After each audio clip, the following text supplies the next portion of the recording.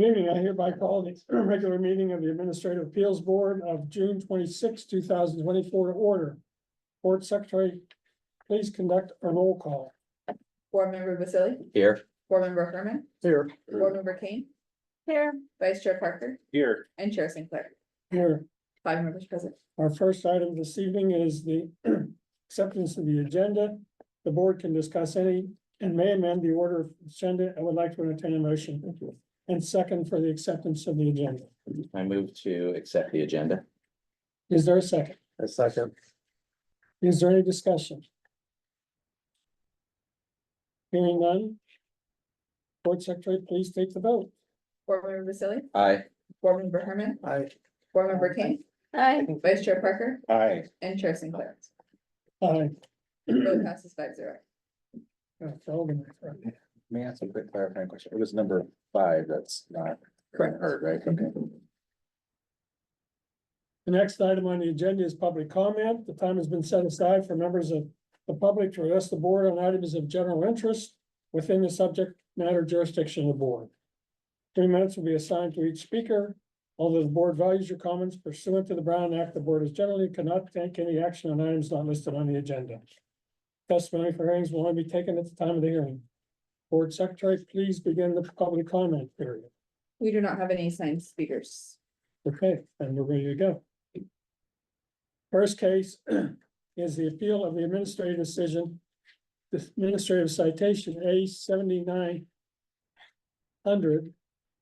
And the administrative decision of a 2-year suspension of the vacation rental registration certificate for the property located at 400 West Camino Alturas, Palm Springs, California. Board Secretary, please ensure the city staff and the appellant understand their testimony is under oath. We do have signed affidavits from city staff. The appellant is supposed, are you public? Yeah. The appellant is here in person. Anybody on Zoom who desires to testify under this appeal hearing, under the laws of perjury, if you choose to speak, you hereby accept and acknowledge that your testimony shall be the truth, the whole truth, and nothing but the truth. Staff, please present your report. Mr. Clifford. Yes, good evening. Thank you, Chair, Vice Chair, board members, city staff, public joining us this evening. My name is Patrick Clifford with the Department of Special Program Compliance, and we oversee the vacation rental program here in the city of Palm Springs. Before you this evening is a staff report for the property located at 400 West Camino Alturas. The staff report is showing that this property obtained 3 violations within a 12-month period. Pursuant to our municipal code 5.25090B, upon the 3rd violation in any 12-month period, the city manager shall suspend the vacation rental certificate for a period of 2 years. Included in the staff report is a summary of each citation that was issued. Staff did draft and prepare a suspension letter for the property, and the effective suspension date for this property was April 22nd, 2024, for a period of 2 years, and that's in attachment 7. The code officer that did issue the administrative citations is here to further provide testimony. And pursuant to administrative regulation dated August 2017, it states that upon the 3rd violation in any 12-month period, the city manager shall suspend the vacation rental certificate for 2 years. Appeals of a 3rd administrative citation and the suspension of the vacation rental certificate will be heard by the Administrative Appeals Board according to Palm Springs Municipal Code Chapter 2.50. The 3rd administrative citation was issued on March 31st, 2020, March 17th, 2024, for music audible at the vacation rental property line. Again, I would like to invite the code officer that issued the 3rd administrative citation to the table to provide further testimony. Thank you.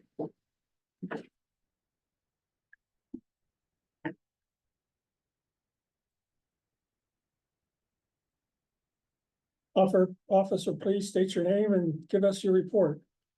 I'm Jacob Gonzalez. I'm a code compliance officer for the city of Palm Springs. This is my report on the citation that was issued A7900. On Sunday, March 17th, 2024, the city of Palm Springs Vacation Rental Hotline received a call about an active disturbance referencing loud, drunken voices and loud music at approximately 5:17 p.m. coming from the vacation rental property located at 400 Camino Altoros. As a primary vacation rental enforcement officer on call at the time, I was dispatched to investigate and respond. Before arriving to the property, I conducted a brief search through our vacation rental information database for a submitted contract summary at this property. I found that there was a summary of a file indicating that the reported party was currently operating as a vacation rental. With guests having arrived the day before on Saturday, March 16th. I arrived at the property at 5:32 p.m. along with Officer Whitaker, responding as a secondary officer. From the street in front of the property, a violation of music was heard from beyond the property lines. Due to the property layout with an extended gated driveway, I was initially unable to get in contact with the guest or get their attention. So I reached out to the local contact and requested their assistance with contacting their guest and asking them to come speak with us regarding this observed violation. Shortly after the call with the local contact, the responsible renter, Stephen, arrived at the gate, and we briefly discussed the complaint received and the observed violation.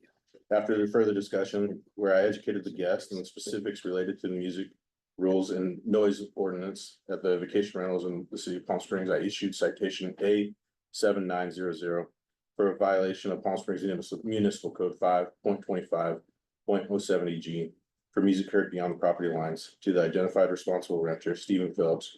And that'll conclude what I have to present at this time. I'll hand it back to Patrick, but I am available for questions if there are any. Thank you, Officer Gonzalez. Just wanted to provide additional information that there is summaries for the first citation and the second citation that was issued in the 12-month period. There's also a table included on page 3 of the staff report that gives a snapshot of the 3 citations issued. The first and second citation was issued for failing to post a city ID in the advertisements as required by our municipal code. And again, the third citation issued for music audible at the property line. And that will conclude my report, and we are here to answer any questions you may have. Thanks. Thank you, Mr. Clifford. Are there questions from the board? Yeah, I do have a question. I was reading the response to the violation and the comment that was made was that when they were inputting information into Airbnb, there's a section that says registration number, but there was no registration number or ID shown on the advertisement. Is that correct? Yes, from my understanding, for the first and second citations, there was not.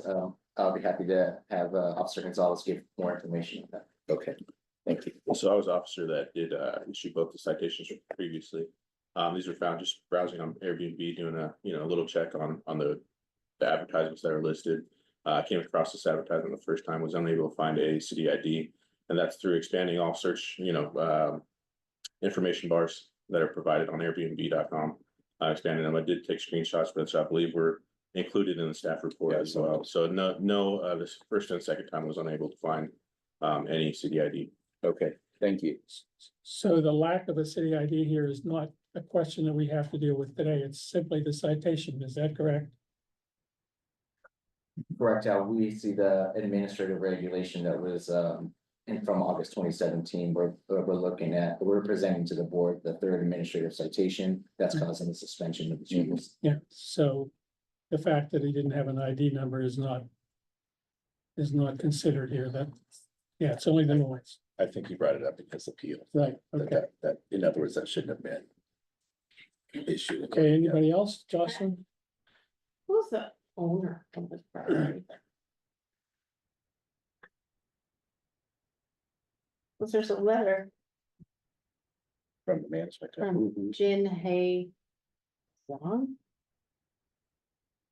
So I know the appellant that provided the appeal Yeah. was Pablo Flores from Helios Vacation Rentals. So, That's okay. And so that's what we received from the appeal. We don't believe that. We don't have the owner here of the property. Not that I'm aware of, I just know of the appeal that was received.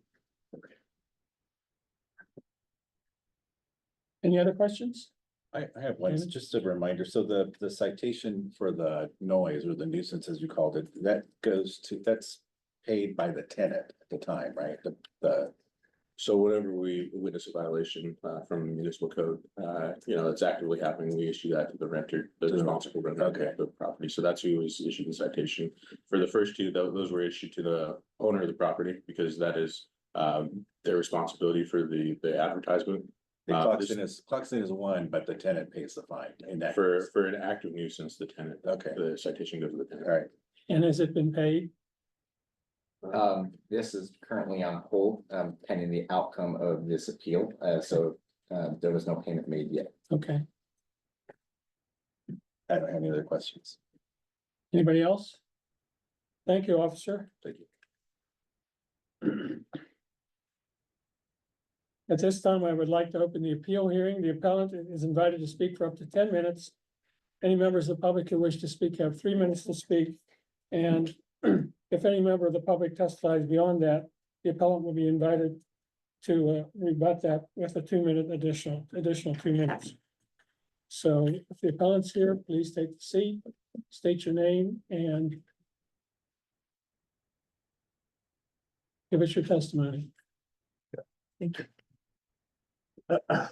Turn on the, Just a push button. Yeah, first off, thank you guys for opportunity to be here in person. Not do this through a computer. But, yeah, my name's Pablo. I'm the owner of Kilo's Vacation Rentals. I'm the current property manager for this property. Not really sure how this whole, appeal is supposed to be, whether I'm supposed to appeal the whole suspension or a specific citation. But really in short, I am appealing the citation or appealing the suspension and asking the board to reconsider the length of the suspension, or maybe eliminate the whole suspension as a whole. And I'm requesting that on the grounds that 2 of the citations that were issued were minor citations. And they were really due to a genuine misunderstanding of the lack of the marketing ID. And not really like intentional negligence or trying to circumvent the rules or trying to be insidious and rent this property without a short-term rental permit. So if you guys, part of the evidence that I submitted, we have always had a short-term rental permit at this property that's been active. We have never had a lapse in not having a permit. Additionally, I'm appealing on the grounds that I feel like this is potentially a mistake on Airbnb's end, for not properly displaying the short-term rental permit. We have a history of compliance at this property, so this is actually this last citation we got. March of this year was the first violation we've had at this property for audible noise, really ever. I mean, the only citations we've had prior to that were, the 2 regarding the misunderstandings we had with the marketing ID. But just kind of give you guys a little bit of context as to what exactly happened. So March of last year, we got a citation for not having a marketing ID. And at that point, my general manager, she reached out to the city. And she misunderstood the issue as not having a sign in front of the house with the marketing ID. At that time too, the permit was under the name of the owner. So if you guys are aware, when an owner or when someone gets a citation, you get one notice that has the part of the municipal code that you violated, and then you get a citation that has just a little summary. So the citation just says lack of marketing ID. So this is what the owner sent me. He just sent me a screenshot of the citation saying lack of marketing ID. So it's a few little issues with miscommunication that went on here. But we posted a sign in front of the house thinking that was what we needed to do to rectify the situation. And then fast forward 3 months later, we get another citation for the exact same thing. And I even called, I believe you're John? Wayne, John. I'm not sure who John is. This is the city. John is most likely our administrative assistant in our office. Okay. That processes our permits. Yeah, so I spoke to John, I spoke to the code enforcement officer. And even you guys were dumbfounded as to why we had gotten another citation, because there's one thing to get a citation for not having a marketing ID if you're trying to get around the rules and trying to market your home without having an active permit. That's not what we were doing at all. We've always had an active permit.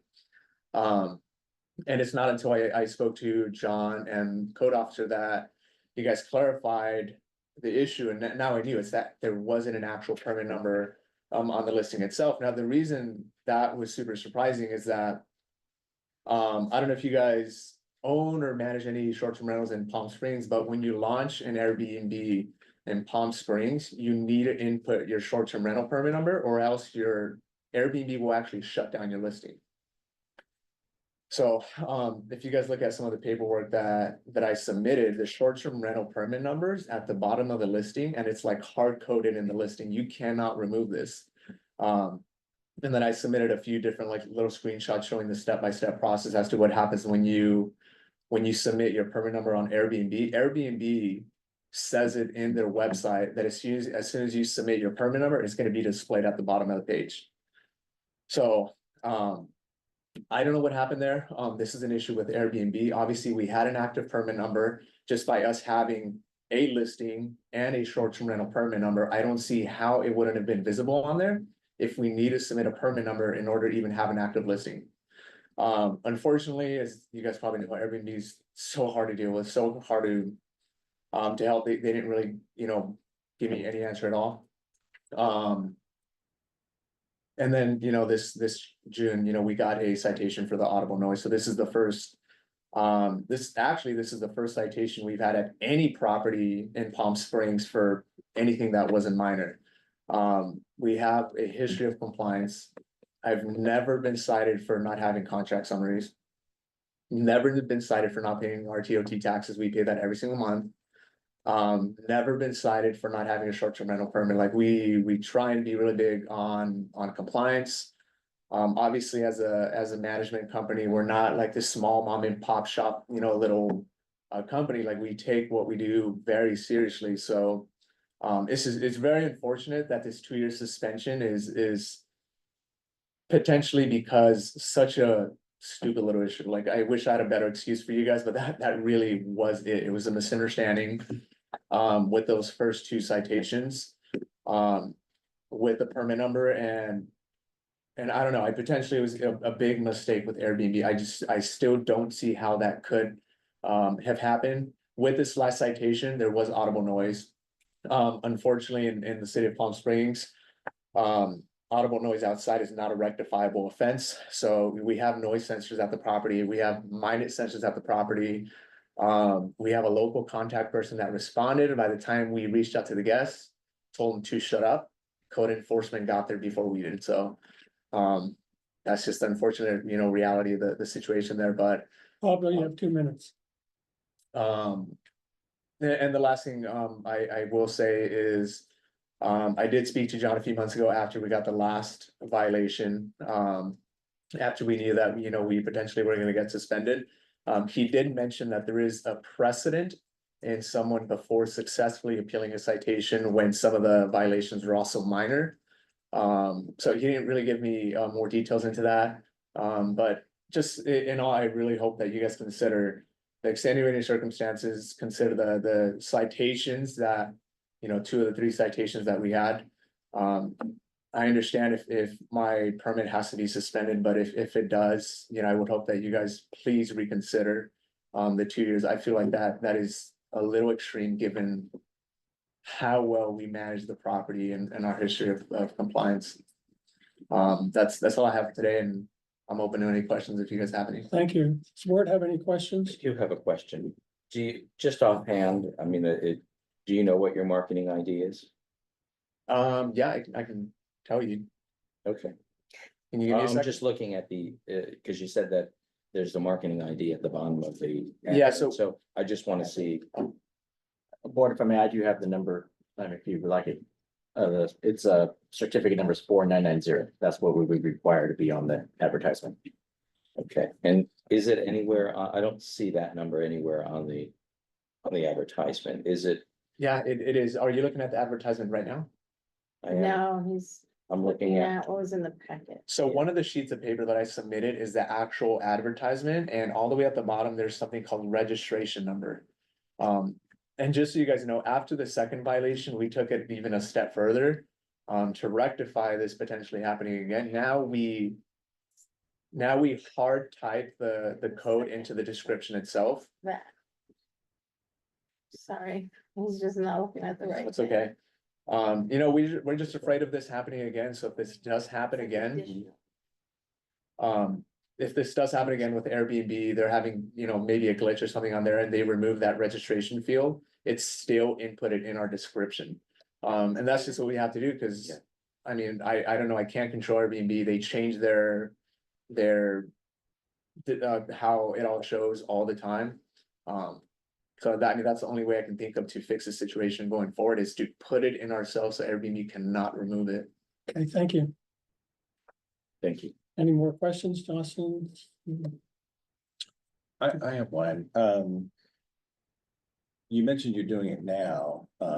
You are putting the registration, the license number in the actual description so that if Airbnb doesn't put in that you're covered. I'm just curious with your history in, because I see your advertisements all the time. Yeah. With your history in vacation rentals, why you guys didn't do that before, or have somebody checking the ads after they're posted for somebody who's one of your customers? Yeah, I mean, that's a really good question. I mean, when we create a listing on Airbnb, I mean, it's literally the last step before you put submit, and it's in the screenshot that I put. It specifically says this permit number is gonna be displayed on the marketing page.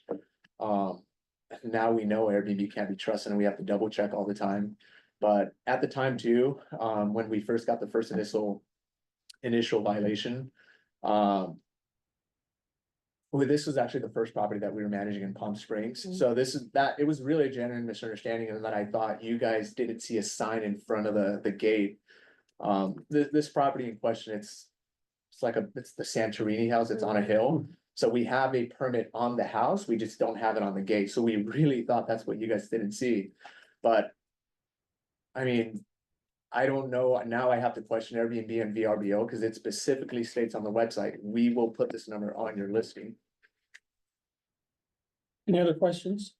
I have a question, in regards to the audible noise, it says here that it has to be below 60 decibels. Do we know what the decibel reading was on that audible noise? Do have a picture of it in there Okay. somewhere? I just saw it. And just to clarify for vacation rental rules, when it comes to a music violation, it's not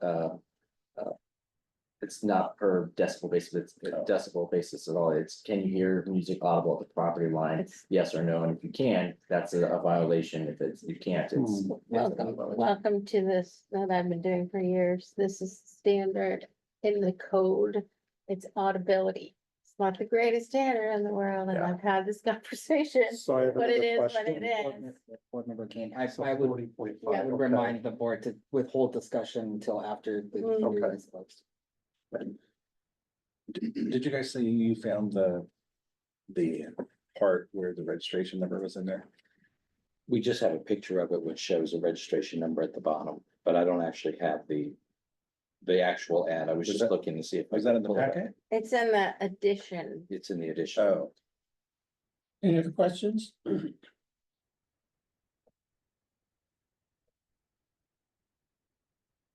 And I think we can excuse you and open up the board for discussion.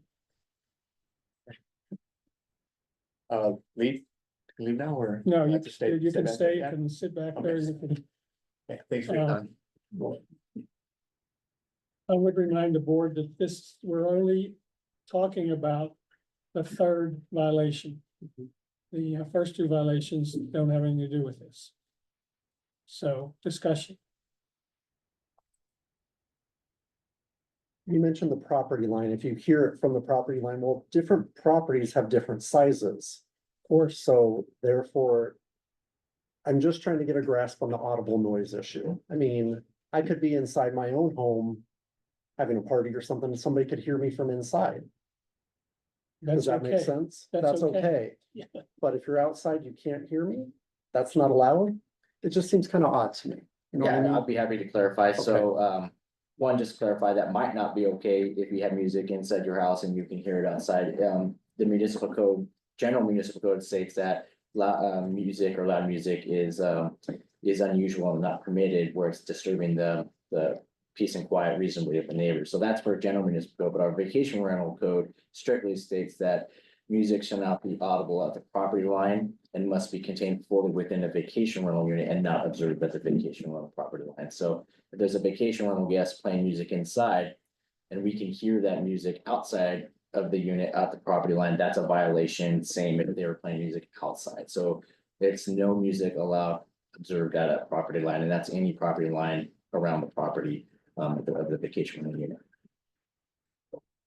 We deal with this about every month or two. Right, right. David, Can I ask him another question? if you'd like, I'm seeing. Pablo, can I ask you another question? I'm just curious, why is the owner of the property not attending the hearing? He felt that I was better suited answering, that we manage the property and, we essentially do everything for him, yeah.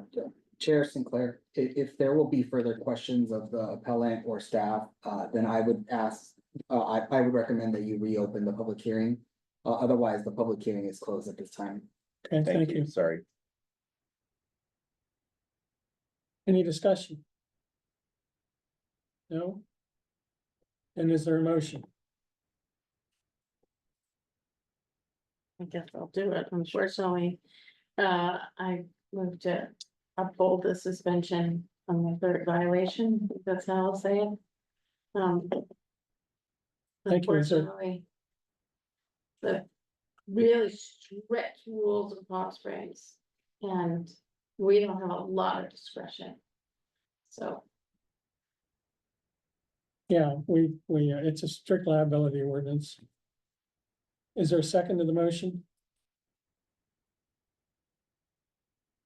I'll second it. Madam Secretary, please call the roll. Board Member Kane, I, Chair Sinclair, Aye. Board Member Vasily, Aye. Board Member Herman, Aye. and Vice Chair Parker. Aye. Motion carries 5-0 to adopt the resolution upholding the administrative decision. All right, thank you for your time. We'll move on to the next appeal hearing. Number 6, right? I think it's 5, isn't it? 5 Five. here. 5's not here, that's right. oh, We're skipping. we're skipping Six. 5. Skip withdrew. I was withdrawn prior to the hearing. Thank you. You know, since this is Steve's first hearing, I would just opine a little bit. I don't want to be patronizing, but this is what's called a strict liability ordinance, which means there's really little, once it's been determined. That's sort of the end of it. And like I said, we've dealt with this last issue quite a bit over the years, so. And we have no discretion. That's when I first came on the board 6 years ago, we got our fingers slapped a couple times because we tried to wiggle room a little bit, and we're not allowed to do that. So there's no leeway in any of the penalties. Okay. We're ready for item number 6. Concerning the property at 775 East Vista Chino #2. It's the appeal of a $5,000, $10,000 and $10,000 fine and administrative decision that Ashkan Mahajaram is permanently ineligible to operate a vacation rental in the city of Palm Springs. Board Secretary, please ensure that the city staff and the appellant understand the testimony is under oath. We do have signed affidavits from city staff and appellant in person. Anyone on Zoom who desires to testify under this appeal hearing, under the laws of perjury, if you choose to speak, you hereby accept and acknowledge that the testimony shall be the truth, the whole truth, and nothing but the truth. Mr. Clifford, would you state your name for the record and begin? Yes, good evening, Chair, Vice Chair, board members, city staff, and public joining us this evening. My name is Patrick Clifford with the Department of Special Program Compliance, and we oversee the vacation rental program here in the city of Palm Springs. Before you this evening is a staff report for the property located at 775 East Vista Chino #2. And some information that's included in your staff report. There's 3 administrative citations that were issued to this property for operating a vacation rental without a vacation rental certificate. Each with an escalating fine amount, which is included in your staff report. The first one is issued in the amount of $5,000, and the second and third were issued in the amount of $10,000 each. Each citation, however, has a penalty of permanent ineligibility to operate a vacation rental in the city, including the address located at 775 East Vista Chino #2. And while we received an appeal for only the third citation, staff found that including the first and second citation is vital due to the permanent ineligibility and the penalty applied. And so in your staff report, you will see 3 citations referenced and the elements that led to the finding of the issuance of the violation. The first citation that was issued was citation AB 0423 from the elements that are listed, and that was found on December 12th, 2022. And the second citation that was issued from the elements that are listed is AB 0557, and that was issued July 23rd, 2023. And the third citation that was issued was AB 0669 for a violation found on February 4th, 2024 from the elements that are listed.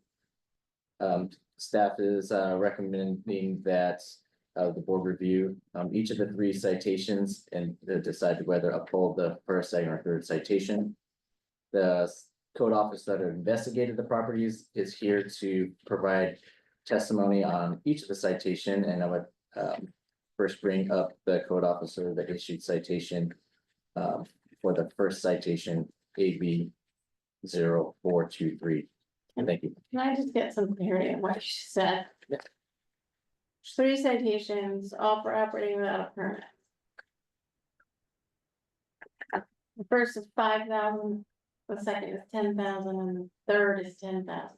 And That's- we are to uphold or not each of them. That's correct, because upholding one and not putting in decision the other 2 still has a violation of a permanent eligibility. Right. And so we think it's fair for the appellant that only presented the third appeal to also include the first and second citations as well. And so we can clear the matter of the permanent ineligibility. Okay. I think I understand my options, but I might ask council when we're done.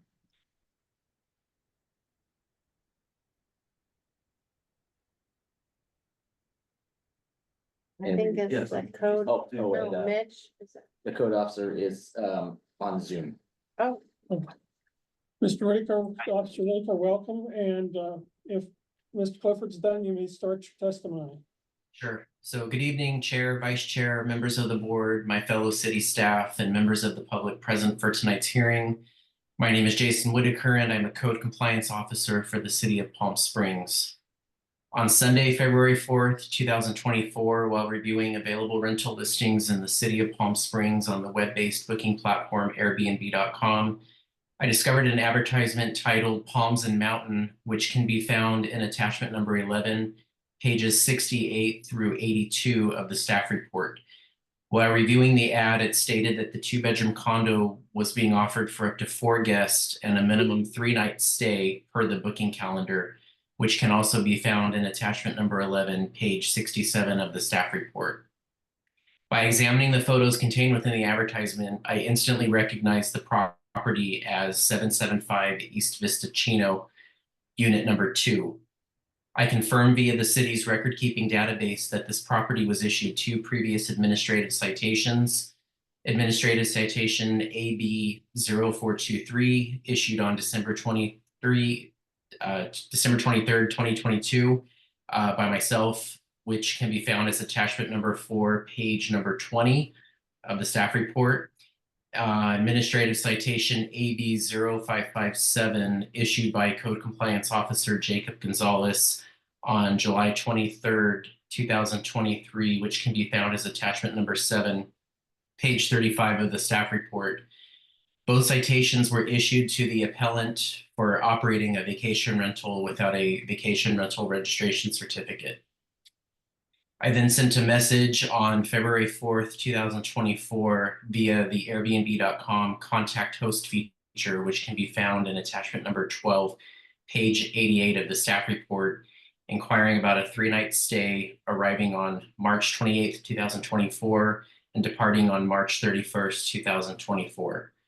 My message stated, "Hi, Ashcan, looking to book for the weekend of March 28th through March 31st. Are you flexible with the check-in time?" Subsequently, after submitting my inquiry, I received an invitation to book a short-term stay at this property from the host Ashcan for the requested dates of March 28th through March 31st of 2024. As a result of my findings contained within the advertisement, as well as the host's invitation to book for a 3-night stay, I found the property located at 775 East Vista Chino, unit number 2, was in violation of PSMC 5.25.040A, operating a vacation rental without a vacation rental registration certificate. And I issued administrative citation number AB 0669 to the property owner on title Ashcan Moharan for a 3rd violation of the ordinance. After the issuance of this administrative citation for a 3rd violation, I continued to monitor the Airbnb advertisement for this property. As I monitored the advertisement, I noticed that at certain times the appellant had 2 advertisements for the property, and said advertisements would randomly be removed, then reactivated. This is a trend that our office has noticed with unregistered rentals and a way in which property owners or advertisement hosts can seemingly try to avoid having guest reviews left on their advertisements that are indicative of short-term stays, thus allowing our department to further demonstrate that short-term rental activity is taking place. However, in this particular case, I was able to locate a guest review via this property owner / host profile, in which the guest left in May 2024, specifically mentioning a 10-day stay at, quote, a 2-bedroom condo on Vista Chino, unquote. You will find this information in the additional materials provided in this evening's staff report, which can be found as item number 6, page number 1. This clearly demonstrates, even after acknowledging receipt of the notice of violation letter and engaging with our office staff on what he needs to do to be in compliance, the appellant continued to rent this property. Concerning the appellant's written appeals statement, which can be found as attachment number 3, pages 15 through 16 of the staff report, the appellant asserts that his mailing address was incorrect on the notice of violation, which he states caused a miscommunication with him not receiving the notice of violation and citation by mail. Before we process a citation and notice of violation letter, the codified process is the same in all cases. We review title information, including referring to the grant deed of the property, to ensure that we utilize the most recent and/or active mailing address for the property owner. In addition, we also send a copy of the notice and citation to the physical property address where the violation occurred. This covers all possible angles to ensure delivery of the documentation that is mailed from our office. In this situation, the property owner's mailing address was compared via a title and grant deed search, and we ultimately confirmed that the Los Angeles mailing address we used to mail the notice of violation letters matched that on the title as the primary mailing address. We send this documentation not only via United States Postal Service certified mail, but United States Postal Service non-certified mail as well. This clearly demonstrates, even after acknowledging receipt of this notice, this appellant was still renting the property. So that will conclude my testimony, and I'm available for any questions that you may have. Thank you, Officer Whitaker. Do we have questions from the board? Mr. Parker? Were any of the 3 fines paid? Any of the 3 citations? We usually, and I recall, we put the citations on hold pending the outcome of the appeal. So these are larger fines, so 5,000s. I don't recall seeing them paid, but they are on hold pending the outcome of the appeal. Right, but the appeal wasn't filed till the 3rd one, so there was no payment in the 1st, 2nd, 3rd, through those months is what I'm saying. Yeah, I could double check. I don't Okay. recall seeing them. Okay, and then Jason alluded to this, but were all 3 letters sent to the same address? And I believe Jason can confirm as well, but I think in attachments, it's attachments 13 are a copy of the title reports that code compliance with ran, and I believe it's an address in Los Angeles that the letters were mailed to, and that's found from the grant deed and additional title searches for the other 2 citations. But, okay, I guess I'm asking if anybody went back to check to see if those 3 were at the same address in Los Angeles. Yes, I believe all 3 of them were the same address in Los Angeles. Okay, thank you. And then one last question. Jason, you alluded to a trend on Airbnb that you've seen with some property owners, which was news to me. But I think you mentioned it's putting the ad on, taking it off and putting it back. Can you expand on that a little bit? Sure. So when I go back to certain advertisements, if you click on view listing, there's an error message basically that states this page no longer exists. So you can still go back to your messages via Airbnb, and the message thread, if it's it's still there, it will. If you're engaging about a certain property, there's like a link you can click on. It says click to view property or something to that effect. So when you click that, or view listing, and when you click on that, it usually takes you directly to the advertisement itself. And what I'm noticing is that for certain unregistered rentals, you'll click on it one day and the ad will come up. You click on it again on another day, and you get that same error message.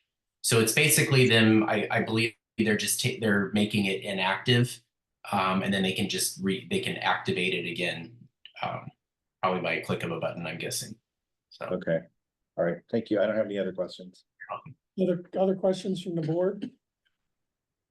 My question would be, did the appellant ever apply for a license, short-term rental license? I do not have record of an application. Thanks. If there are no further questions, I would like to open the appeal hearing. The appellant is invited to speak for up to 10 minutes. Any members of the public who desire to speak at the appeal hearing will have 3 minutes. And if so, the appellant will have a 2-minute rebuttal.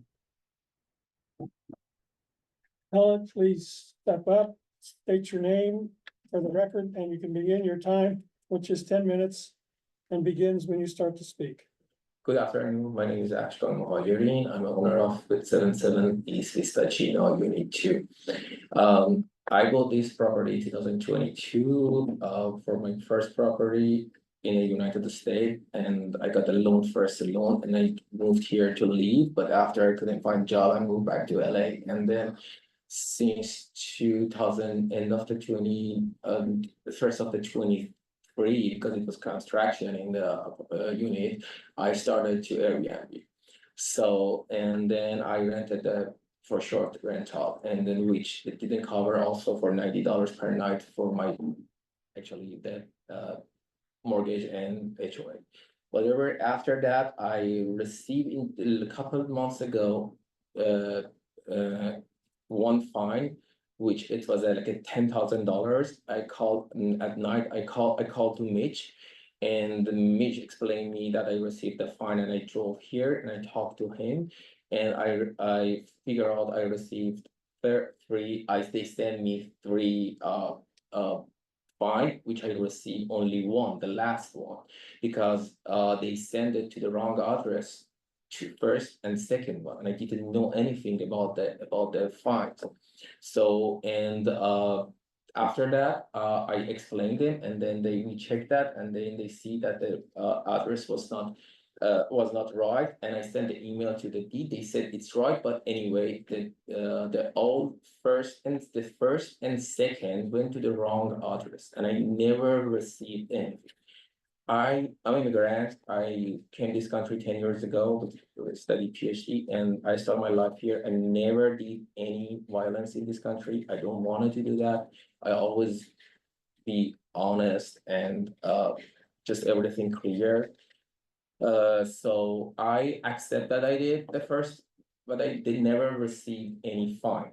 Also, I figure out that Airbnb in each city, even I manage the one Airbnb in LA, needs permit when we wanted to register, needs permit number to open the platform. It's not only Airbnb, most of the platforms, they need it, and before that, they cannot open the address. They call registration code. And according to my experience, we didn't, Airbnb didn't need anything and didn't tell us anything. And that's why the platform was opened completely, it's selected automatically, and then which the previous case also, I mentioned that he has the same thing. So I didn't know that because every time Airbnb asks registration number, otherwise we cannot share it or open even the one room or sharing the room. So after that, I talked to Mitch. Mitch was so kind, he helped me, and then I canceled all my reservation after that. Because I have to pay a lot of money for cancel reservation, and I offered one of my guests. Buried, I think, to stay, which I have an email to stay with the same day, he paid 90 for 10 days for 1 month, 29.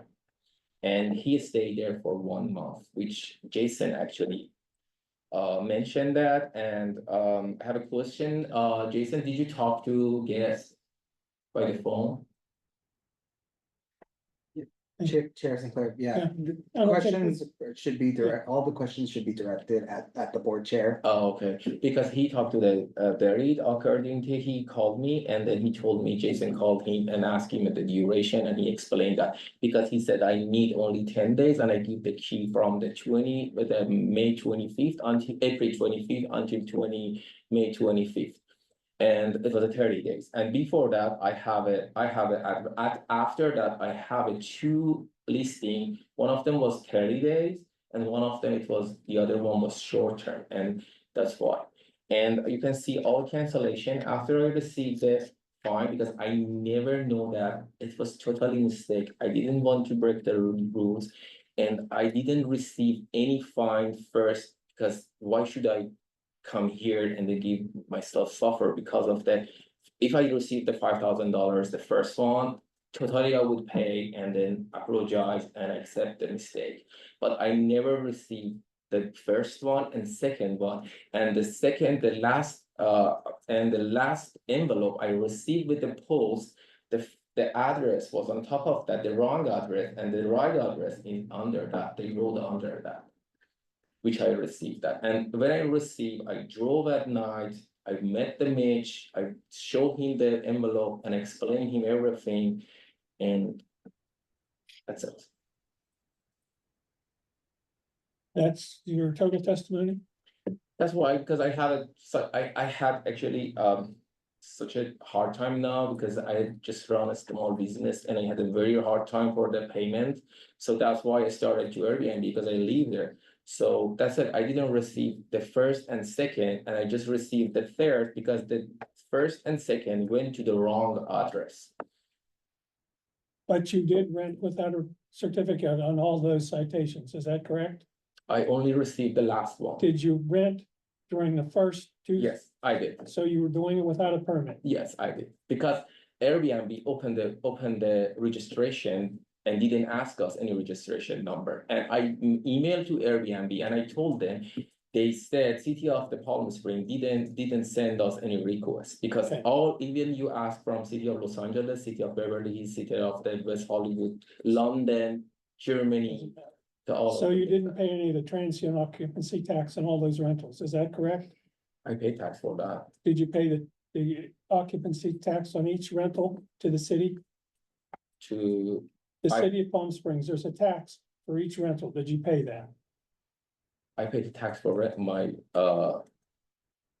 I pay tax for my Airbnb, which I pay it, and then Did you pay it to the city of Palm Springs? There's a tax for each rental that's owed to the city of Palm Springs. And the way they keep track of that is through the registration certificate, but regardless of whether you had one, you were required to pay tax on each and every rental that you had. Did you pay that? no, I didn't know that. I pay the property tax. Okay. The property tax, which Thanks, I don't care about the property tax. Any questions by the board? I have one. You heard the testimony from the city that they went back and they checked and all three letters were sent to the same address. No, it's not. They were, you heard that testimony, and so they were sent both certified and I think regular mail without the certified one, if I understood that testimony correct. So how do you explain receiving the third and not the first? and second? Because they found the address. I don't know how they found the address.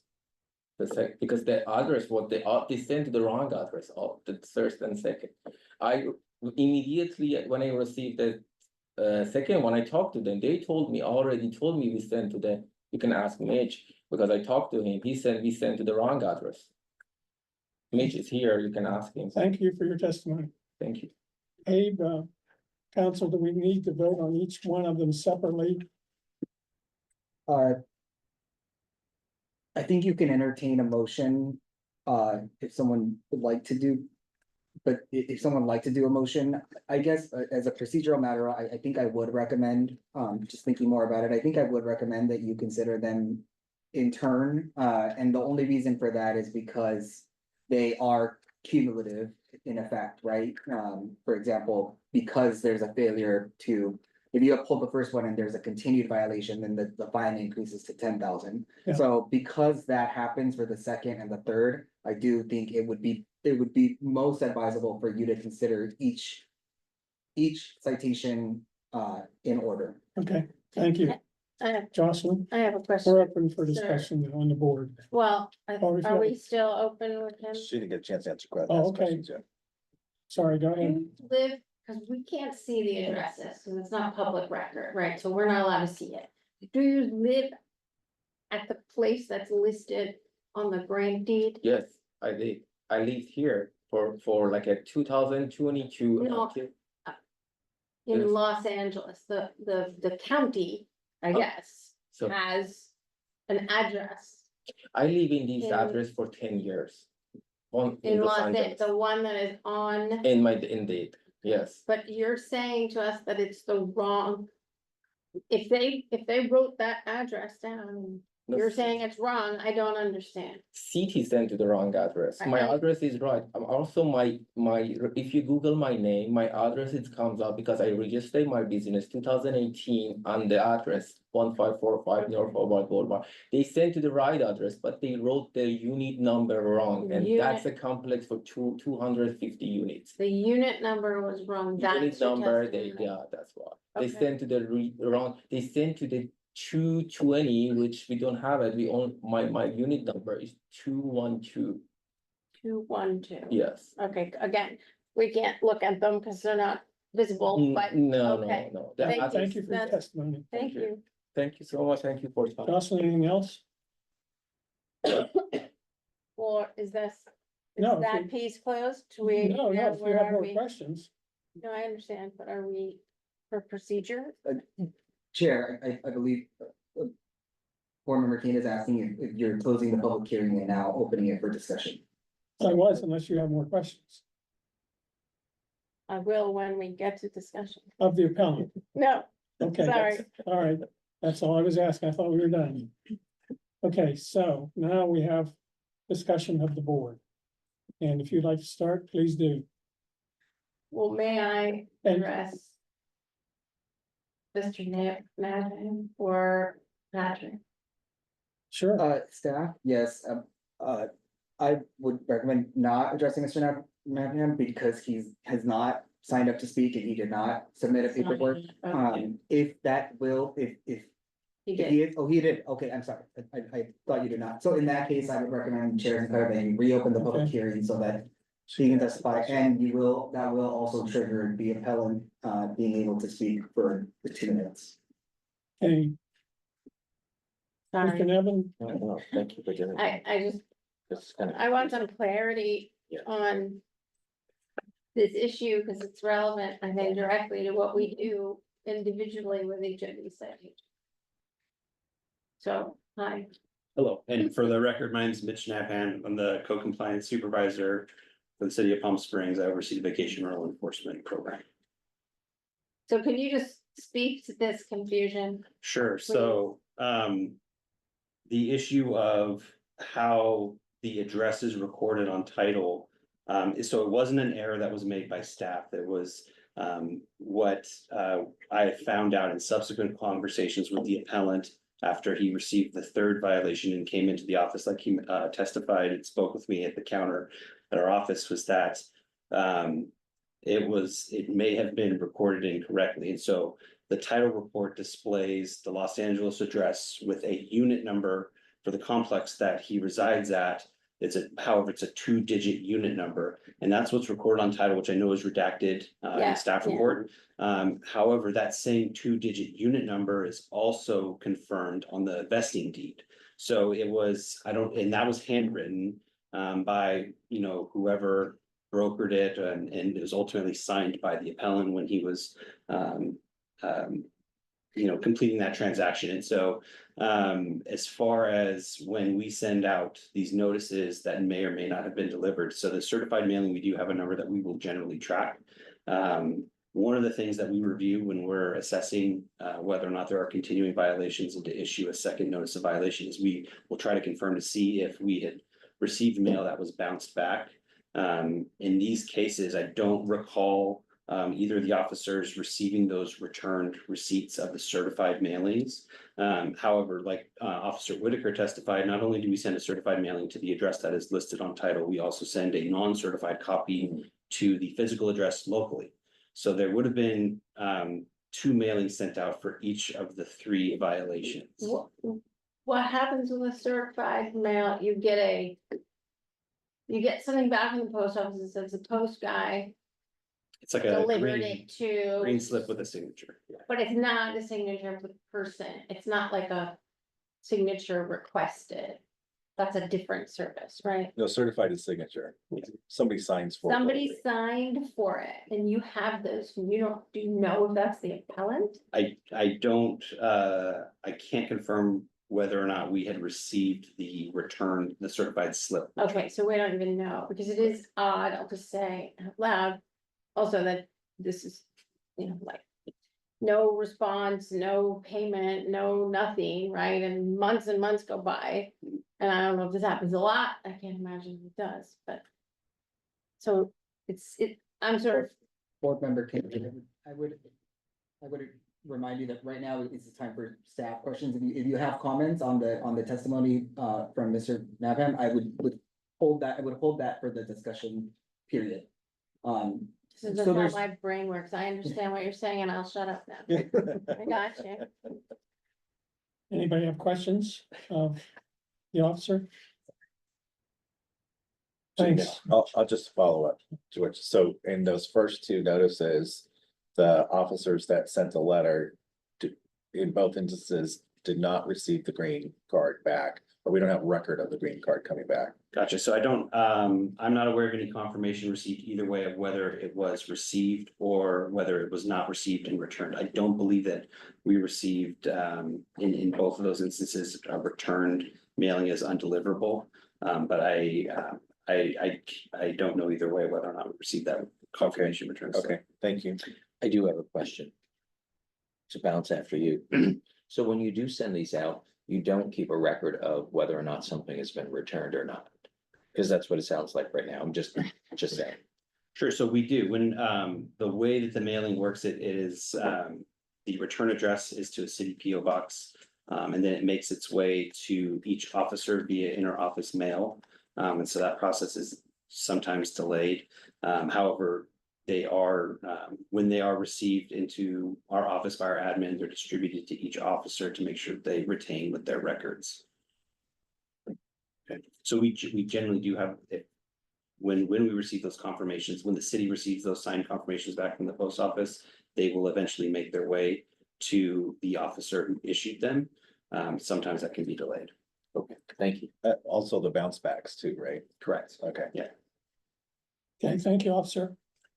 The appellant now has an additional 2 minutes rebuttal if he has any.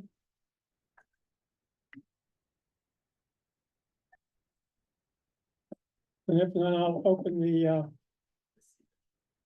See first and second. I'll receive, if you have 2 minutes, you can use them, but please don't do it from the audience. I'm truly sorry about the mistake. Hit the button.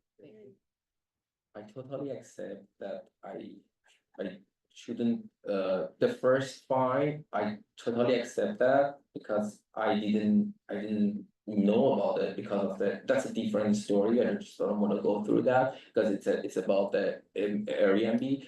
But I never received the first and second, and then I received the third one, which I didn't know that. I thought that is because they mentioned it's a 10,000, and I drove. And in the morning, I talked to Mitch and I showed him. He said, "No, it's not a 10,000. It's a 5 because I wanted to be responsible for 10,000." I said, "No, it's not 10,000. It's a 5, 10, 10." And I shocked. He know that. I surprised because I never know that. Otherwise, I showed before that I do. And I'm surprised because if the officer sent me the message in Airbnb, why he couldn't find my email address at least, and then ask me about my address or tell me something, send a notice through the email or Airbnb and tell them, okay, you're City of Los Angeles, you need a permit.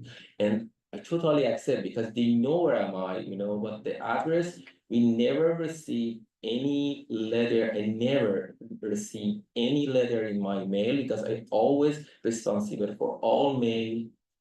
Because I told you, it's my business register on that address, and I'm always responsible for all mail which you receive in my mailbox. And I never received. Otherwise, immediately I paid the 5,000 or I showed responsibility after year, 2 years. I never received that. Anything further? That's it. Okay, thank you for your time. Thank you. I'll now close the appeal hearing and open the board for discussion. I think what we'll do is we'll discuss it generally, and then we will ask for a motion to vote on each of the 3 citations. Discussion.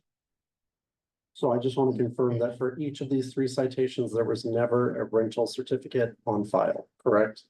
That's correct. Okay, and no occupancy tax was ever paid. Correct. Okay, thank you. So if there was indeed an error in regards to the address, I think we need to go back to the first violation and because if indeed the appellant received that first violation, then there would have been, I'm just saying, there would have been a possibility that it would have been paid and we would have addressed it here at a hearing or not.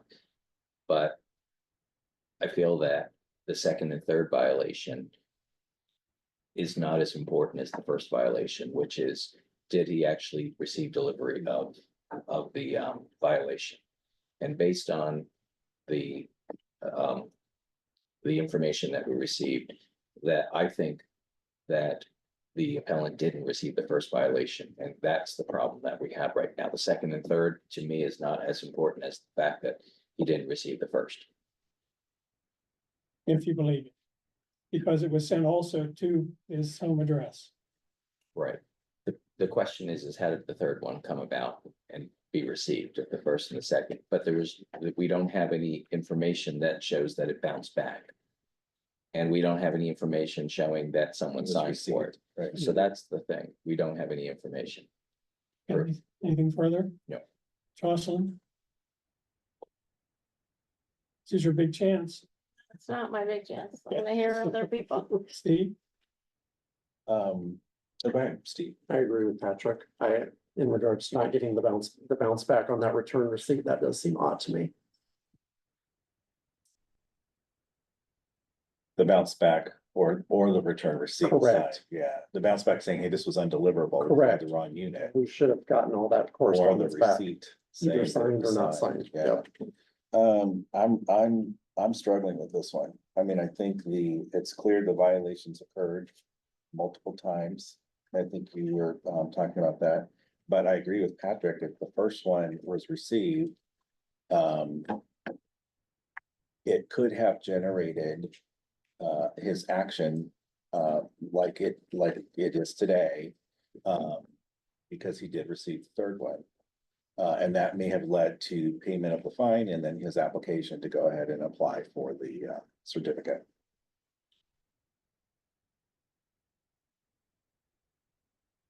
Jocelyn? I'm up. I'm in agreement I believe, I just don't know the technical way to do what you're suggesting. Yeah.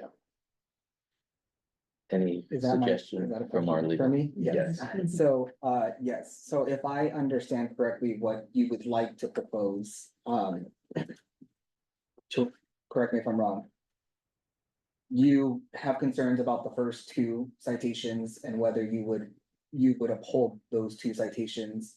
With respect to the third citation, which is what he actually had received notice of, and we know that he has notice because he's here, and he appealed that one. It would be your intent to treat that as a first violation as opposed to a third violation. Correct. I would agree. My recommendation would be, if that's what you intend to do, is to move to adopt the resolution, proposed by staff with edits to revise the resolution to reflect administrative citation AB 0669 as the first violation, which would, carry the permanent ineligibility and the citation in the amount of $5,000. That would be the revised resolution that you would move to adopt, if that were what you wanted to do in that case. So please tell me the wording that I should actually, That, he just said it. can I just, But he can't make the motion. I can't make the motion. You I'll, can't. I'll say what I think your motion is, and then you can tell me if that is what it is. My understanding is that you would move to adopt the resolution proposed by staff with revisions to reflect administrative citation AB 0669 as the first violation, and uphold that violation, uphold that decision of permanent ineligibility, and an administrative citation in the amount of $5,000. Is that correct? that's correct. And that's what I would like. Is there a to motion? propose. I'd Does like he to- have to repeat? He does not. Okay, So I'd like to make a motion. that motion, Okay, is there a second? I second. Is there further discussion? Oh, can I say something? on- No. No. Unfortunately. Is there further discussion? Board Secretary, please call the roll. Board Member Vasily, Aye. Board Member Kane, Aye. Board Member Herman, I, Vice Chair Parker, Aye. and Chair Sinclair. Nay. Motion carries 4-1 to adopt the resolution upholding the administrative decision. Okay, So, As revised. as revised, as we're- As and I know, please tell the applicant that the staff will be in touch with you. right, I was about to do that. I'm sorry. Go ahead, you started. They won't be in touch with you, so you're clear on what happened, so there's no question. And that you are not eligible to do short-term rentals. You are eligible to do long, what we would consider, right, a non-short-term rental. So you connect with the folks you know, so that they can be clear with you about what just happened. You cannot excuse me for the first time because I didn't know. We're done, we're finished. Thank you. Thank you so much. Thank you. Have a great day. Next, that is item 7 concerning the property located 3292 Bellamy Road. It's an appeal of a $5,000 fine and administrative decision that Denmark Mansala is permanently ineligible to operate a vacation rental in the city of Palm Springs. Board Secretary, please ensure that city staff and the appellant understand that their testimony is under oath. We do have signed affidavits from city staff in person and online. Anyone on Zoom who desires to testify under this appeal hearing, under the laws of perjury, if you choose to speak, you hereby accept and acknowledge that your testimony shall be the truth, the whole truth, and nothing but the truth. Staff, please, please present your report. Yes, good evening, Chair, Vice Chair, board members, city staff and public joining us this evening. My name is Patrick Clifford with the Department of Special Program Compliance, and we oversee the vacation rental program here in the city of Palm Springs. Now before you is a staff report for the property located at 2292 East Bellamy Road. It was found that this property was operating as a vacation rental without a valid vacation rental certificate. This citation was issued December 22nd, 2023. And some background relating this matter is the property located at 2292 East Bellamy Road was previously a registered vacation rental with a certificate number of 3298. This certificate was revoked on August 31st, 2023, as a result of resolution number 0262 of the Administrative Appeals Board, which is an attachment 5. The Administrative Appeals Board upheld an administrative decision that Denmark Manansala is permanently ineligible to operate a vacation rental in the city of Palm Springs for a violation found for the property located at 2905 North Cerritos Road. And so pursuant to the permanent ineligibility found in that here, we did revocate the vacation rental certificates.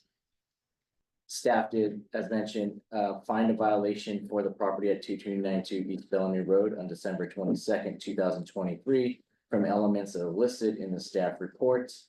I would invite the code compliance officer that investigated this property to provide further testimony. And that would conclude what I had to say, and welcome the code compliance officer to the table. Thank you. Yes, so good evening, Chair, Vice Chair, members of the board, my fellow city staff, and members of the public present for tonight's hearing. My name is Jason Whitaker, and I'm a code compliance officer for the city of Palm Springs. On Thursday, December 21st, 2023, while reviewing available rental listings on the web-based booking platform Airbnb.com, I discovered an advertisement in the Desert Park Estates neighborhood of Palm Springs titled Bellamy Home, which can be found in attachment number 6 of the staff report. While reviewing the advertisement, it stated that the entire 4-bedroom home was being offered for up to 6 guests and a minimum 3-night stay per the booking calendar. I recognized the property located at 2292 East Bellamy Road as one that had previously held a short-term rental registration certificate. However, the registration certificate had been revoked as of August 31st, 2023. A copy of the revocation letter can be found under attachment number 5, pages 24 through 25 of the staff report. I then sent a message on December 21st, 2023 via the Airbnb.com contact host feature, which can be found in attachment number 7, page 83 of the staff report, inquiring about a 4-night stay, arriving Friday, March 15th, 2024, and departing on Tuesday, March 19th, 2024. My message to the host stated, "Hi, Marco, we love your house. We will be in PS for the week of March 15th through March 19th of 2024. Just wanted to know if there's an additional charge to heat just the hot tub, or is the fee only for the pool heating? Thanks." I then received the following response from the host, Marco.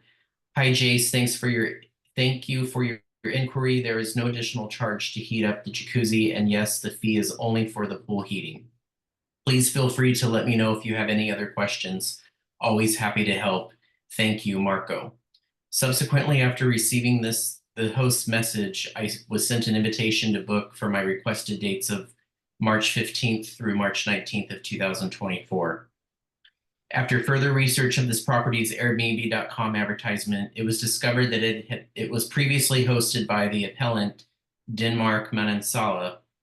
As seen in the additional documents in item number 7 of this evening's staff report, specifically pages 1 through 12, the host name of the advertisement for Bellamy Home changed from Denmark to Marco sometime between the dates of October 11th, 2023 and October 25th, 2023. As you will notice, the unique Airbnb.com web link address did not change, which I believe is on the top of the form that I submitted. So only the host name on the advertisement had changed. Recent guest reviews can also be found in attachment number 7, pages 14 through 17.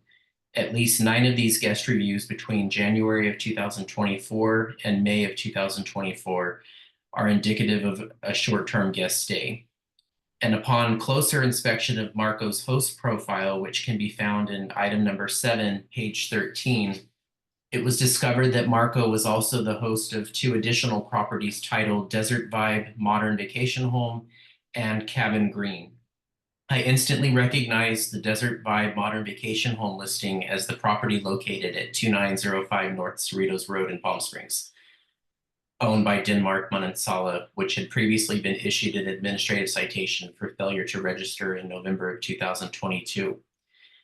I then was able to identify the secondary property listing on Airbnb for Cabin Green as 20060 Bluebell Court in Groveland, California. I then conducted a title search for the Cabin Green property located in Groveland and was able to positively identify the property owner as Denmark Manansala. The title information can be found in item number 7, page 19 of the additional documents that were added to this evening's staff report. These findings contradict the appellant's claim that his property located at 2292 East Bellamy Road is being rented by Marcos Santos. It is a compelling statement given that Marcos Santos, an alleged renter who is on the verge of eviction, according to the appellant, seemingly has access to the Airbnb accounts for 3 separate properties that are owned by the appellant. It is my interpretation that the host of the advertisement is in fact Denmark, and Marcos is an alias that was created as a form of deception by Denmark, given his history of operating unregistered short-term vacation rentals, this property in particular, due to the registration certificate being revoked and his permanent ban for operating a short-term rental in the city of Palm Springs. As a result of my findings contained within the advertisement, the host responses to my inquiry, as well as the host invitation to book a 4-night stay, I found that the property located at 2292 East Bellamy Road was in violation of PSMC 5.25.040A, operating a vacation rental without a vacation rental registration certificate, and I issued administrative citation number AB 0644 to the property owner on title, Denmark Manansala. So this will conclude my testimony. I'm available for any questions that you may have. Thank you, Officer Whitaker. Are there questions from the board? No questions from me.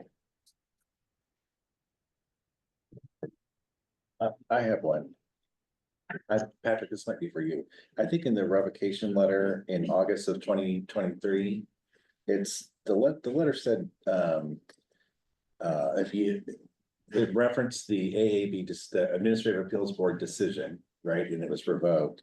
Then it says you have the right to appeal that decision back to the board. I didn't know that was impossible, but That's correct. Any revocation, suspension of a vacation rental certificate, they have the right to appeal that decision. So since we did revoke that, there was an appeal process offered to the owner. wouldn't that just be bringing the same case back that we already made a decision on? Not necessarily, because the first case was for an unrelated property. The re-revocated the owner's vacation rental that was Okay. valid and operating. All So right. we took that certificate. Thank you. Thanks for clarifying that. So have you followed up on the other two? What Officer Whitaker, I think, indicated is basically deceptive advertising. Have you followed up on those other 2 properties? One's not in the jurisdiction. So the one in Groveland, California, I did not because it was a brand new advertisement with no guest reviews, and it's not in the city of Palm Springs jurisdiction. Yeah. Okay. And, I have one more okay, question. What's the fine paid? I don't have record. I can look that up for you, Vice Chair, if you'd like. No worries, thank you. Just curious. maybe we have done other revocation hearings, at least one in the last, since before you came. Appeal the revocation of the Yeah. revocation. Mhm.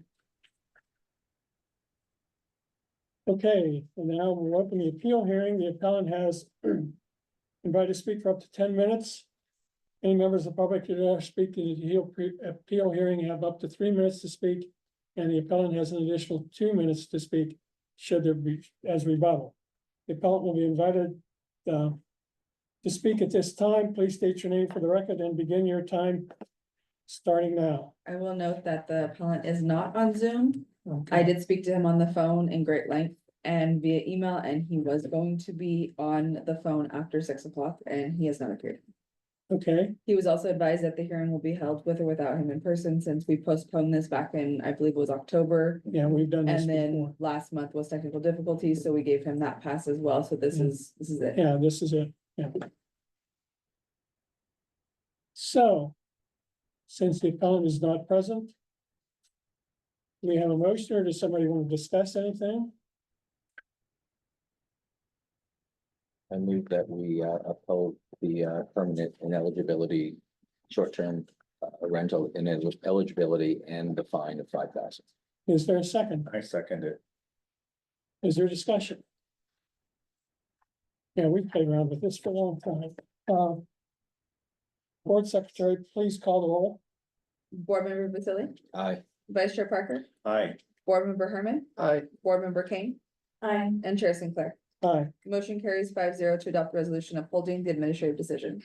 Okay, our next agenda item is the approval of the minutes of December 27th, 2023.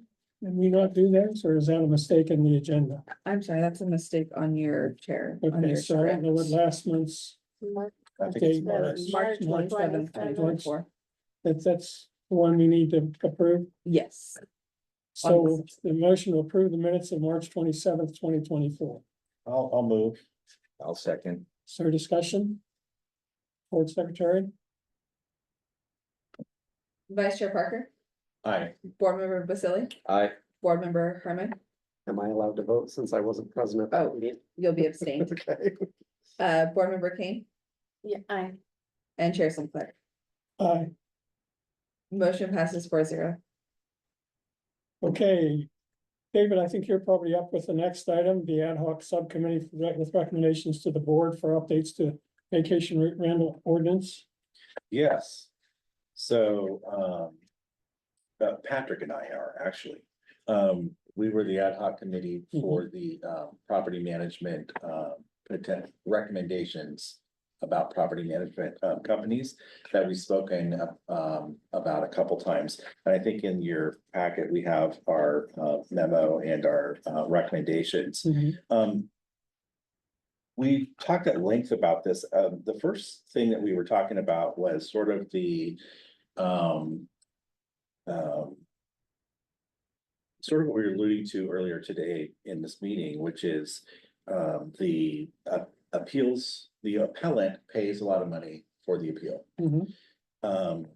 Our hands are tied in many cases, as you mentioned, and I sort of kind of tongue in cheek was saying, maybe we should have a disclaimer that says, hey, before you file this appeal, please note that the board's hands are tied if the violation actually occurred, or some sort of disclaimer thing like that. So anyway, we came up with some recommendations that we think may help better educate the public about the ordinance. And those are listed in here. One of them was, and Patrick, help me here if I say this wrong, maybe asking escrow and title companies to include an addendum into their process, recommending that short-term rental investors visit the city's website, make sure they're aware of all the parameters. And it's actually an addendum in the buyer's package that they're signing, and they understand that. That was one recommendation. I think the other one was to ask if city staff could conduct maybe a public information session about what to do if you're considering a short-term vacation rental business. And then reaching out to the board of realtors here in town to see if they could incorporate city requirements into their client discussions. We thought that we maybe naively assumed that all realtors know all about the regulations, but maybe that's not the case. And so that was another recommendation. Anything to add to that? No, I think we kind of went over some of the stuff that was recommended once before, but I think what we were getting at was education. Just, this addendum, how do we don't want the addendum to be a legal addendum in the sense that anyone's responsible, because title or escrow is probably not going to want to have to deal with that, but it could be an addendum or a document that is put on top of the closing package that says, if you are entertaining the idea of in renting your property or using it as investment property, we recommend the following: contact the city to get information on how to register your property. Makes sense. And then the other thing was educate the real estate community, because they're now going into communities where you've got a 20% cap. So someone could go in and say, well, yeah, you can, it is a legal rental, but then they go and they apply to the city, and the city says, well, there's a 20% cap on that, so you can't, and so the person that purchases a property now can't use it for the sole purpose in which they were purchasing it for. So I think we're just proposing, you know, of course, we're proposing it to the council, and they can decide whether or not it's something they would even entertain, but. Well, the we're, council- well, we're proposing it to you, to this Yeah. board, and then if we Right. decide we Then want you to guys. adopt it, we go forward. And I think if I'm not mistaken, you do something like this, or you have done something like this. Right? Tell me what you've done. I think we've done outreach before, we've done mailers to physical mailing addresses in the city, so we have our stakeholder meetings and stuff like that, but Like an ongoing with PSRAR or whatever the yeah, PSAR, yeah. PSAR. Yeah, They're one of your stakeholders. if they joined our stakeholder meetings, they may or may not have, we don't have direct one-on-one meetings with them specifically. But if they are attending our stakeholder meetings, then they're attending our stakeholder meetings, but no specific meeting outlined specifically for them. So, and to go back to the comment that you made as well, doing outreach is fine, but if you're not doing outreach continuously, the new buyers are not aware of it, and the agents aren't always, it's not in front of the agent's not thinking about it, and so it could be something that even you talk to the association with, and when they start every meeting, they just say, hey, just remember, if your client is thinking about buying an investment property, they need to contact the city they need to register a short-term rental, and just give them the website where the buyer can go to. It's up to it. I think they would do it at every meeting. I think they would be open to it because there's liability for the agent who doesn't know about the community and sells the community on the idea that it's an investment property, only to find out that the buyer can't use it as an investment property because of the cap. So I think it goes back to just the whole educational aspect. Just put it out there. No one has to be responsible for it, but it's just that, hey, an educational blurb that's out there. And I like the idea also of just, again, like, I don't know if the escrow or title company would accept it, but just a little piece of paper before signing it says, oh, just by the way, if you're thinking about, you know, using this as an investment property, you might want to check this out. If you educate me, is the 20% cap just for short term, or is it for all? It's for different communities within. Right, I know that, Palm but is it Springs. long term also, or just short? Short term. It's short. Just short term. Yeah. Yeah, And it's based upon the name of the neighborhood, right? The 51 neighborhood, Yeah. 52, I 51? think it's 52, I think, Yeah. yeah, 52, yeah. Okay. Any other questions or discussion? But the only other thing I was gonna add to that, and as I said this at the beginning, it sort of came out of my tongue-in-cheek comment about, you know, you feel. We can all empathize, right? And you feel for somebody who has appealed something because they think that, you know, oh, I made a mistake. I wasn't trying to, you know, impede the regulations. It was just a simple oversight. And so they paid the $900 on top of the $2,500 fine they've already paid. And they come and our hands are tied and we tell them, well, you know, the violation occurred. I'm wondering how many people would even entertain appealing the decision if they knew in advance of filing the appeal what the parameters of the board are. In And other what the words, if violation the is. violation occurred, there's really not much we can do. I think I put a statistic in here. In the last year, we overturned 0.05%. So if I'm not wrong, and again, Patrick, this is maybe for you. There's a lot of handholding, where it seems like in many cases, there's a lot of handholding with appellants from your office before it might be after they pay, I don't know, but I don't feel as if there's little to no information around our discretion, and then people can and should watch a meeting online, they're all recorded, they should know, like, when they go into court, I mean, there's only so much we can Yeah, we do, have but some- tell me, just answer me, like, for the most part, what's the situation when someone appeals?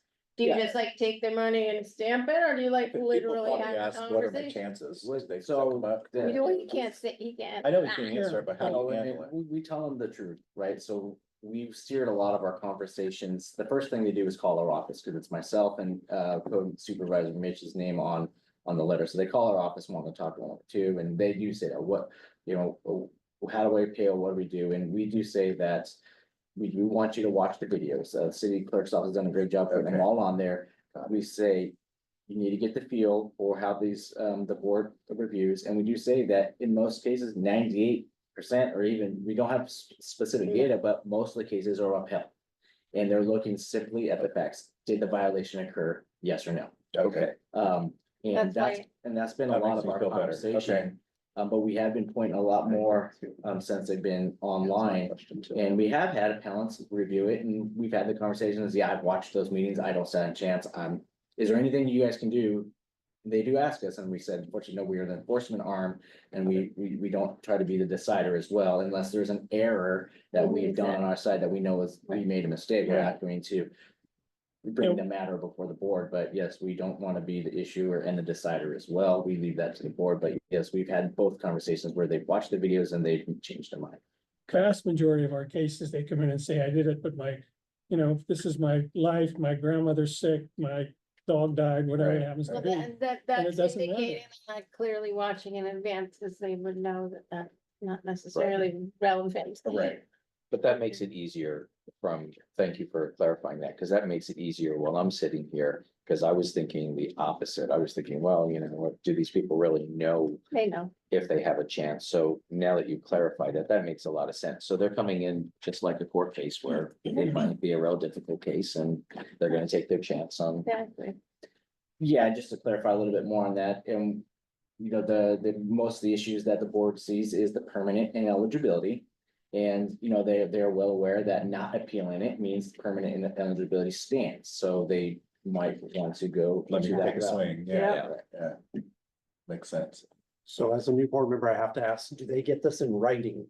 When they call you and say, hey, what are my chances? And you say, oh, 98% of the time it's upheld. Do they get this in writing at all? Or is this just all verbal Most conversation? conversations are over the phone, they call us and talk to us and such like that, and then we would point them, and we have an FAQs on our vacation rental website Okay. that pretty much outlines the process of the appeals board. It doesn't go into the situation we're saying, hey, you're probably not going to win or anything like that. Again, we don't try to tell people they can or can't appeal, because it's a right to appeal. We just want them, really, we've been pushing more just to watch the video so they can get a general consensus of how the board reviews them. Then you refer them back to the municipal codes and the vacation rental permit application.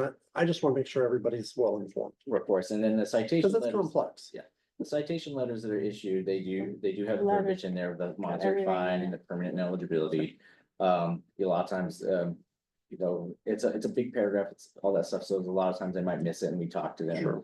But yeah, they do call, they most likely always call, like you've seen the gentleman before, came to our office and talked to us in person about that, and we've had quite a few in-person calls, or in meetings and driving great distances for us to tell them that kind of same thing. You know, we're here to say, you know, we're the enforcement arm and you have a right to appeal. We do want you to watch those videos because, you know, they are strictly looking, is the violation happening, yes or no? And Steve hasn't been here with the other thing haven't learned yet was when they apply for the vacation rental, there's a whole bunch of things they have to tick off. Initial. And they have to initial them, and they're very good about saying, you see this, you're gonna initial it, and you should know. You can't come in and say, I didn't know. Well, here's your initials where you said you did know. We had quite a few of those cases. Okay. If I add some clarification, we do have cases that vacation rentals owners apply for a vacation rental certificate, and during that process, they get caught operating or advertising before they actually have the certificate. So as the chair mentioned, in the paper applications, we haven't noted that they can't advertise, operate. And then we just recently moved to an online application format. And so even if they go that route, the first thing they see is a regulations page in bright red letters that says you're not authorized to advertise or operate until you receive written authorization from our department. Penalties, including brand eligibility, will apply, and they have to check that they understand and submit. Right. Yeah, that's a common appeal. And I just want to verify, when each time when an appellant comes in, they're paying this fee of $911 Yeah. to be here with us. Mhm. That's a lot Someone's of gonna money. pay Patrick's salary. That's a lot of money. I'm worth it. Wait, Yeah. On a serious note, where So I- does that, where does that go? Does it go to the So- city's general fund or where does? So that goes into a fund that's labeled other services charges. It's what it must go into the general fund. It's not tied to vacation rental permitting as Okay. such. Our department's funded by vacation rental certificates that are issued here in the city. Okay, I think it should be given to give bigger salaries to the compliance staff. Any other discussion, Jocelyn? so thank you. That makes me feel a lot better about the stuff you guys tell them about. You watch the videos and the conversations you've been having with them. What about those two other things that we talked about? How do you feel about those? Reaching out to the board of realtors Sure. and Doesn't hurt. I would just echo what Chair said, doesn't hurt. I mean, we've done mailers in the past to residential average addresses. It doesn't stop us from doing more and then trying to communicate that to the realtor offices in the city and then also just making other contact methods as well. okay. Thanks. So can we have a motion? Well, should we talk about the There's rest of it? more. Oh, I thought we, okay. The meat of it, so the Sure. property management part of it. This is the part where we wanted to put forward, maybe holding some of the property management companies. Right. Feet to the fire more so than maybe the owner of a property. If they've contracted with this company and the company made an error, we heard one earlier today. That the company is held liable and not the property, as opposed to the property owner. And so you'll see in the memo, we've talked about this before, it was the same thing that I think was originally recommended. Mhm. We just didn't put it forward. And basically what we would ask is that when an owner registers a unit, the company that they are doing business with, or the property management company, if it applies, is identified at that time. And there's, I think, 3 different types of management we define. Owner management, which is just me as the owner, I take full responsibility, I'm doing the advertising, I'm renting to the tenants. Split management, where it's the agent and the owner. An example of that was maybe the company does the booking calendar, but and the selection of the tenants, but the owner manages the unit itself. And then agent management, which is 100%, they've given it all to the agency to take care of it. And then we've outlined some processes based on those 3 forms of management. Require any company before placing advertisements for short-term rentals, ensure that the unit has its license in place and is in compliance. You'll see in the second bullet, if the company advertised unit is not licensed, the penalty goes to the company, not the owner. The first violation by the company we're proposing would be $5,000, second would be $10,000, and third would be $20,000, plus a lifetime suspension of the company and its principals from operating vacation rentals in the city of Palm Springs. So it might be a little strict, but we're talking about our ordinances are strict anyway. So, and we've already dealt with this on many occasions where a person put the responsibility in the hands of a management company and they failed.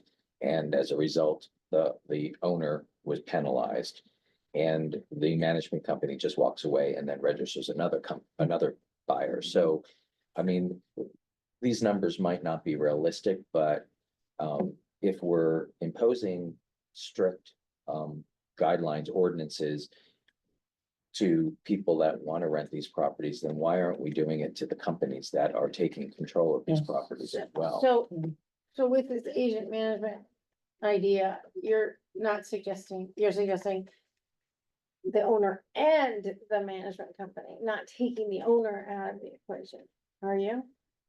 Cause We're s- right, No, we're saying the agent is held. only the agent, Only the agency. so If I it's- don't, If it's that third category of Yeah. management, right? I don't know if that, I agree with that. Well, I mean, if you're, If you assign responsibility to a company, that's a decision you made. And if we're saying as a city. We also want to, the owner still should be responsible for the property because they should be, because it's crazy when they're not to me it's a good point, yeah. personally. But that company should also feel it, like that's my feeling on it, like it's more, not instead of. Because someone just shouldn't just, I don't know, like, again, if we're trying to preserve Palm Springs as a community. Albeit with some vacation rentals, because we've always had them here from beginning of the city probably. Fine, but they need to be managed, and this is part of that, like, you know. Yeah, I hear you. I think though this stemmed out of cases that we've heard before And where the owner was totally surprised there was even a violation and like, because they were brought in late. and I get that, but Yeah. I don't think that I ever. Took that out of the responsibility of that owner of the house, it's still their house. I still have, we didn't, by the way, we didn't change any of the recommendations from the original committee Yeah. months ago. Yeah, Or maybe a year no, ago. I know, we just never Year- talked year about it, ago? I don't think we've ever talked about it. Yeah, it was, we just thought, okay, let's formalize it and bring it in. Yeah, no, I'm just feeding back. Yeah, I appreciate that. What I'm hearing from you is that, so if there's a violation and you've got an owner and a company, an agent involved, and the violation occurs and there's a fine imposed, both parties should receive that fine. And in addition to that, if there is, obviously the ordinance has been violated and now you can't rent for short-term rental, then the homeowner is now taken out of that equation, and so is the agent as well.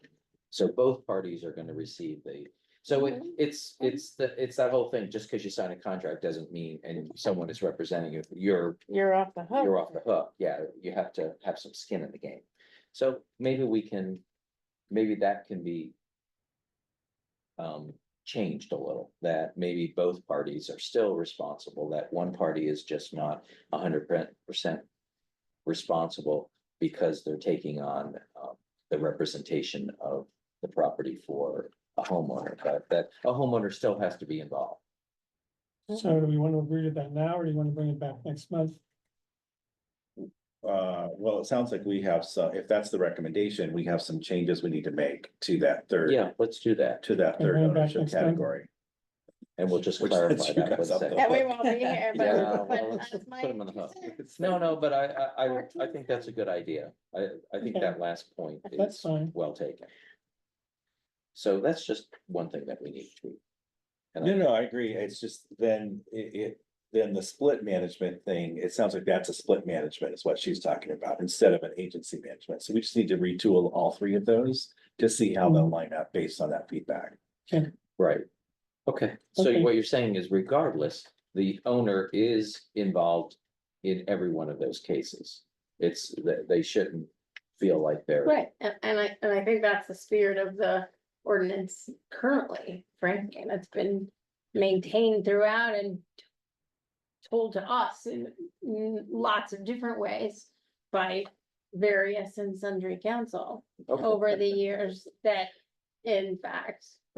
This is a like, rule around ownership, right? It has been, but I thought that was the reason, the impetus that the board saw reason to suggest the ordinance be changed.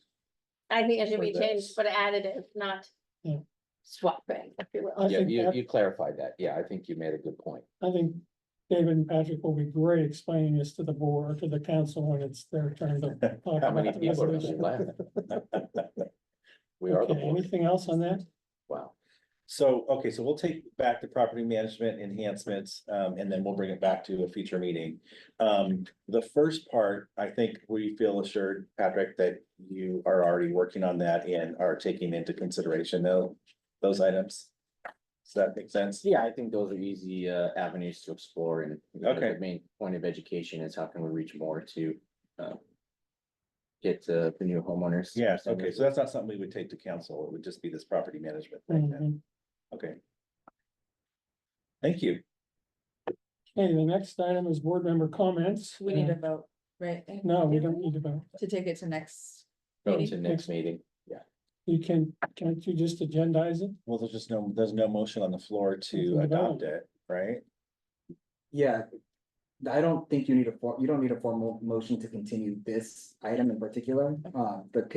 My understanding is the subcommittee will continue to meet. They may have new may have a revised proposal that they would like agendized for the next meeting.